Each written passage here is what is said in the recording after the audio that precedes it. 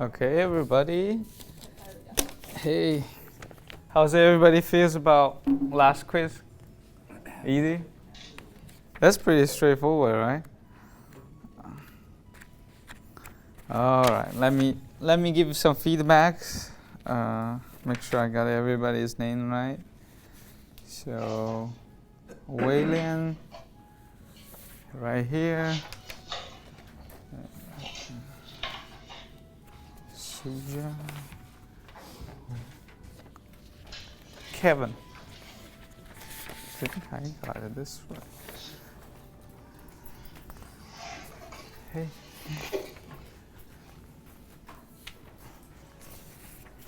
Leave that in.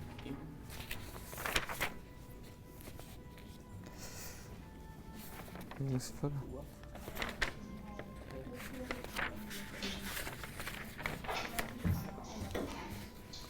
Mark? Yeah. Okay, I got it. Everybody.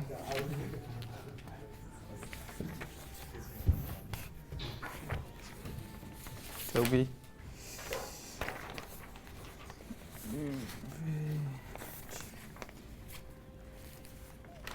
Yeah, that's what you pay for cheating.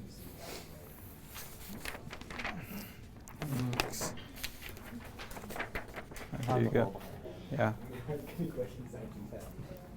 So let me give you some feedback. So overall, the test, the quiz, I guess almost everyone got a pretty good job or good handhold about all these fundamental concepts, as well as some basic, chain dimension calculation. So that's pretty good news. There's a few small kind of common mistakes I found for a couple of people is when you calculate the end-to-end distance. There's some confusions about n as a number of bonds versus n as degree of parameterization. So just to keep an eye on that. That's actually what causes about √2 difference or 1.4 times difference in terms of end-to-end distance. If you got end-to-end distance about 28 nanometer, that means you somehow missed the, for each repeating unit, you have 2 carbon-carbon bond, okay? Other than that, I think everybody mostly got the concept pretty well. So let's get started for today's lecture. Let me grab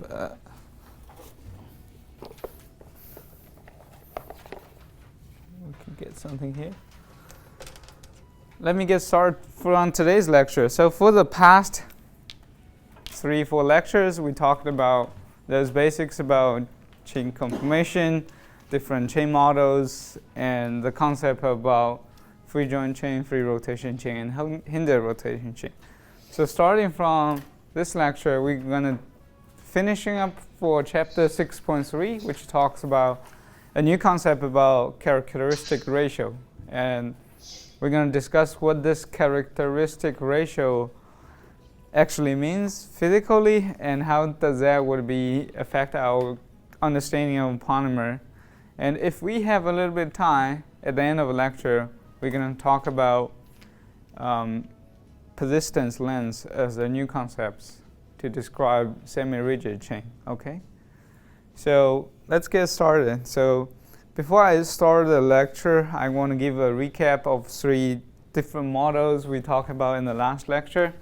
We started discussing free joint chain, right? Then we started moving to free rotation chain, which is a little bit more restriction, and we finished with hindered rotation chain. So if you consider a difference, is the bond length similar for all case? It is, right? So there's no limitation in terms of if I need to make a table, this should be very much similar in terms of what's the bond length. How about bond angle? Let me make one more. How about bond angle? In the first free joint chain, we know it's no limit, right? So it's basically free any angle you can form between different bonds. So my arm can rotate any angle. And we know for these two, we both have constraints, and we can describe by a bond angle theta. And let me define what theta is, because it depends on different books or different area. Let's just use this as theta angle. Okay? And in the rotation chain, do we have any limitation in terms of limitation on the rotation angle phi? Oh, wait, I jumped too fast. Well, let's finish the bond angle first. Do we have any limitation on Hindu rotation chain? Same, right? Now we're going to go into a little bit more complicated called bond rotation angle. Okay? So what this angle does is basically, as we define, this is a phi, and we know for these two, it's basically free until the last example. Now you have constraint of the angle phi. How about end-to-end distance? For different terms. So we can call HEE average. So what would be the value for each different box around this table? So this would be n.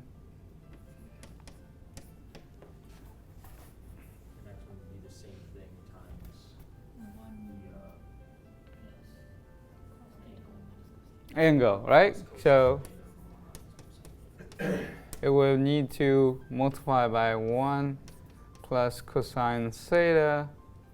Let me write it clearly. 1 minus cosine theta. And this actually is a constant, what we talked about in last class. We discussed a different possible angle. If this theta, which is the angle of your which the bond is pointing, if it's 70 degree, we know this is actually become a factor of 2, right? This C infinity. If you now have 60 degree angle, this now becomes a factor of 3 increase in the end-to-end distance. Hold on, this needed 1/2 root square. Just don't forget the last piece, because we are talking about end-to-end distance. Okay, so what if you consider now this phi angle limitation to your bond? It's the same thing as the free rotating chain, but you also have to multiply it by quantity 1 plus the average value cosine. Yes. B over 1 minus the average cosine. That's correct. So I'm going to use a little bit room.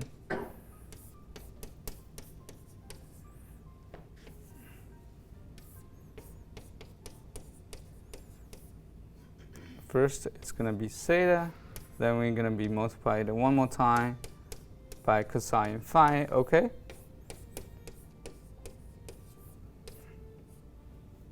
And they both going to take a power of 1/2.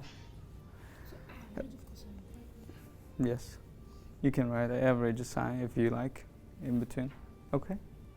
So what we're going to do is now today, we're going to actually introduce a term to describe the effectiveness, what these two terms actually does to your polymer.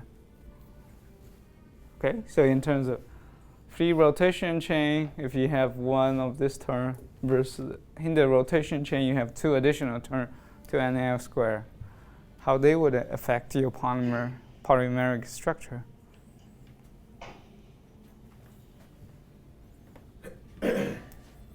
Okay, so we gonna start but just to define a term. That's the key term we're gonna learn for this particular class. And this particular term actually defines how actually different restraints of these bond or rotation give rise to the outcome of your chain dimension. Okay. Because I physically cannot remember all the bonds with the rotation angles for different moleculars. So I want to simplify them down to one, just the physical parameters I can talk about and discuss. Right? So everybody gets this? And what would you do to describe such a physical parameter, to describe how big you'll actually increase in the end-to-end distance compared to the free joint chain?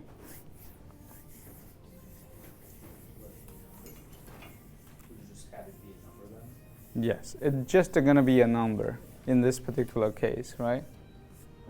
But what if you're going to say, if today, or last year or today in my lecture, I have a video of myself, I maybe looks like 150 pounds. Let's give an unrealistic scenario. I just all of a sudden love all the fried chicken, and I eat 10 pounds fried chicken every day, and then next year I got like 200 pounds. So how do you describe relatively change for me? Percentage increase, right? So similarly, if you want to describe a chain in terms of its differences between, give it a little bit constraint versus its free joint model, that would be the parameter you actually characterize what would be the expansion or increase in the dimension of your chain. So let me get an eraser. We define this term called characteristic ratio, okay?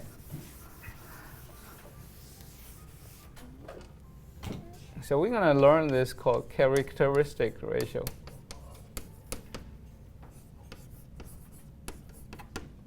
So this basically borrowed from this first character C.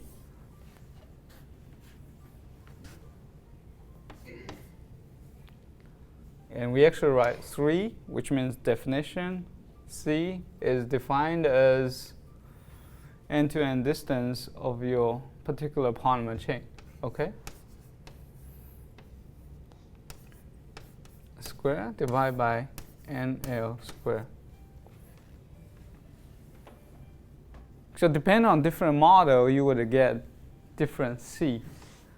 And usually when we talk about this characteristic ratio, we assume it's at infinite chain length. Because when your bond is little or is short, you would start to introduce errors or the assumptions of some of the model we use for the end-to-end distance does not necessarily hold. So in this case, you will see for 3 different cases, you can actually immediately calculate what's the characteristic ratio, right?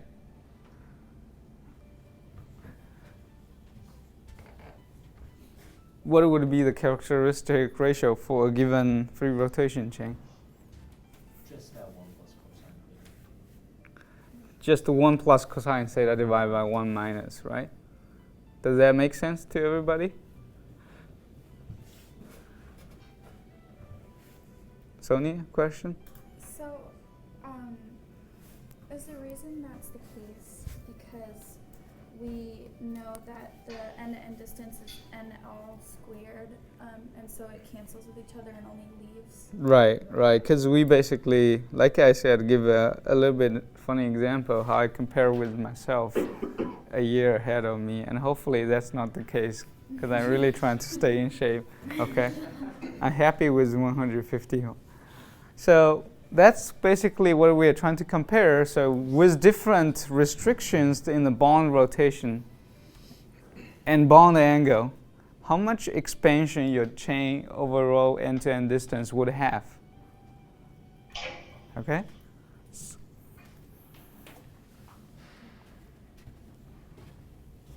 This C would depend on how long your chain is. So if you have to be very precise, you actually write Cn, and n can be any bond from 1 to infinity. Okay? What this means is when characteristic ratio for 10 repeating unit, it will be slightly smaller than infinity. Why is that? Just because in one of the steps when we calculate this, there's one assumption that your n will be infinity long, that you can actually take mathematically simplification. So everybody understand the physical meaning of C infinity? I'm going to describe one more terms that help everybody to understand how people would like to treat polymer chain. So let's say I have now a polymer like we talked about is polyethylene yesterday. Okay, it's 1 million molecular weight. We know end-to-end distance is going to be about 40 nanometer. So when we consider the rotation angle, now that will change because now your rotation angle would affect the end-to-end distance, right? So that would be likely to increase to a value is higher. In this case, that's basically coming from the Cn factor, and that's why we need to know Cn. So lucky enough, we already stand on the shoulder of giants, so many C infinity is already know. Okay, so C infinity for polystyrene is now about 10. C infinity for polyethylene is also know. And that's, I can't, even as Superman, I cannot memorize all the number for different polymers. So let's take a look at the slides. I'll walk you guys through, okay?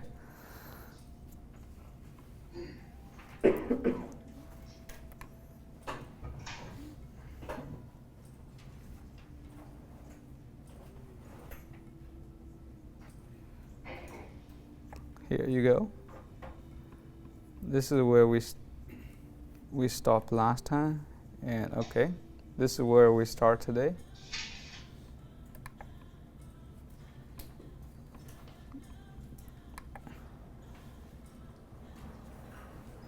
Okay. So this is a definition of characteristic ratio, as I talked about.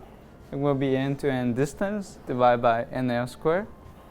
Okay? So you would get this Cn. N basically depends on number of bond lengths. Okay? Everybody gets it? That's how we understand the relative value between different number of bonds and the influence of characteristic ratio. Okay? Sonia, let me just repeat it one more time for you for this particular part. So what we are talking about here is we're trying to understand how does characteristic ratio changes with number of bonds along the polymeric backbone.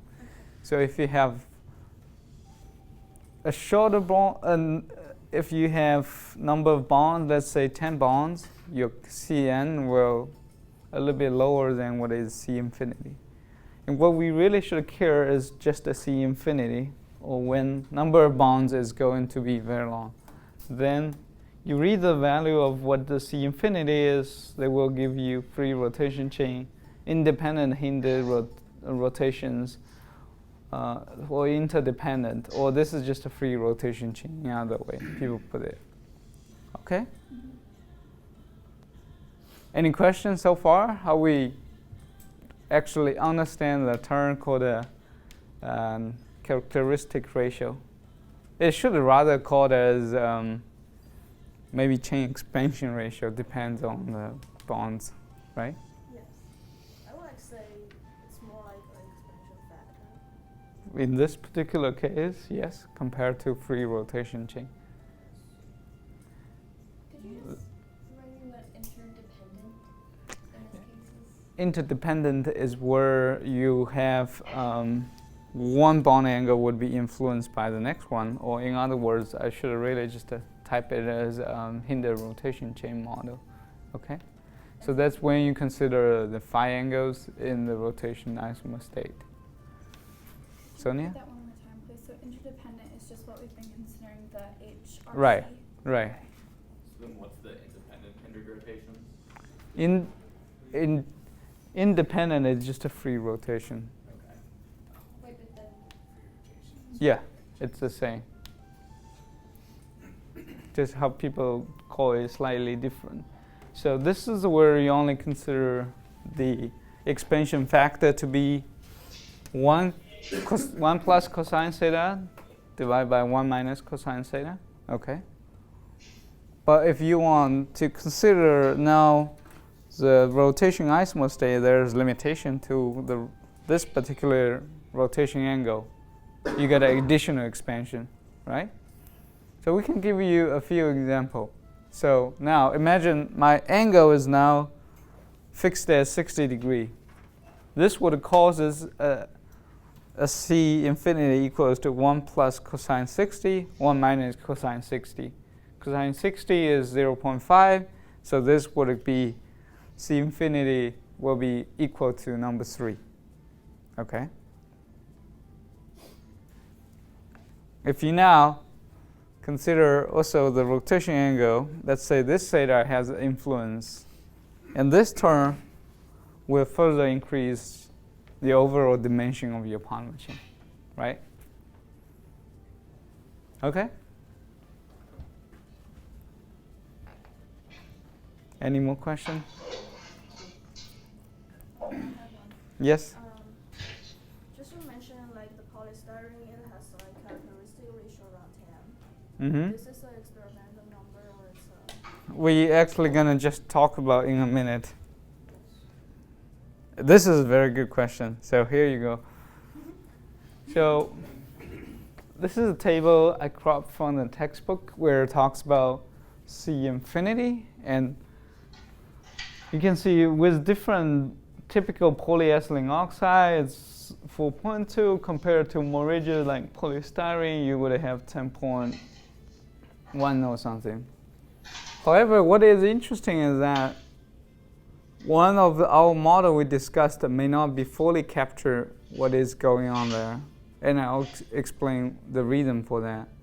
The reason is if we just use this C infinity, the Hinton rotation contribution, which is bond angle, is well captured, right? If you look at 1 minus cosine, 1 plus cosine theta, again, depends on how they define the angle. So this term is roughly about 2. So which means if you consider the bond angle in your case, your size is increased by a factor of 2. That means the other part is not contributed correctly, the theta. Oh, the phi, sorry, in this case. What I'm trying to say is phi. Or the rotation, different bond rotation with respect to their losses energy state. We talk about cis and trans. I'm glad the professor yesterday gave a lecture also talked about that, and that's kind of make me very happy. And he specifically said gosh, not gosh, okay?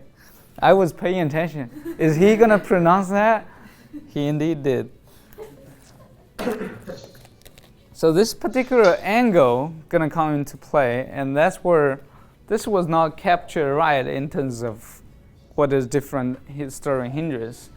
And what we can do is give it one additional term, which is to understand stirring hinges between different bonds.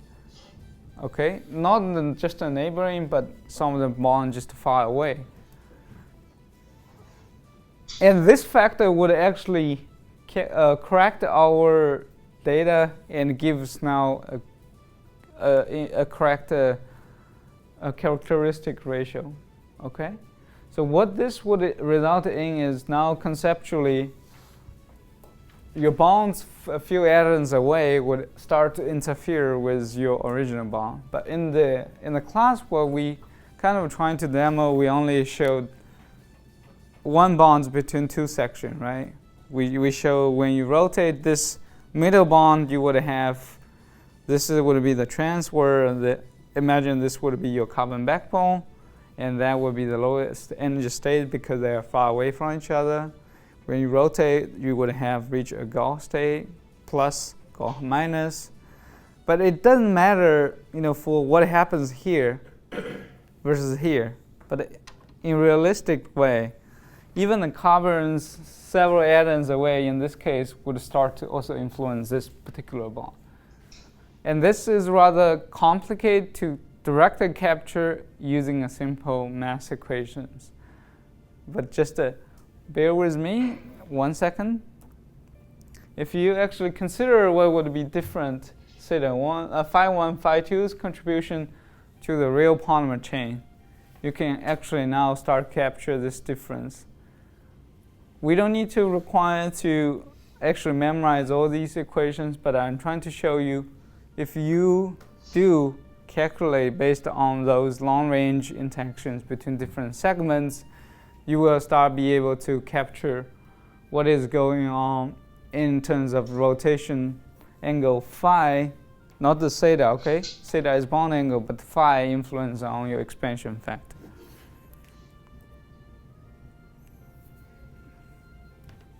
If you use this particular term, you now will be able to capture what is increase in this particular phi angle correctly.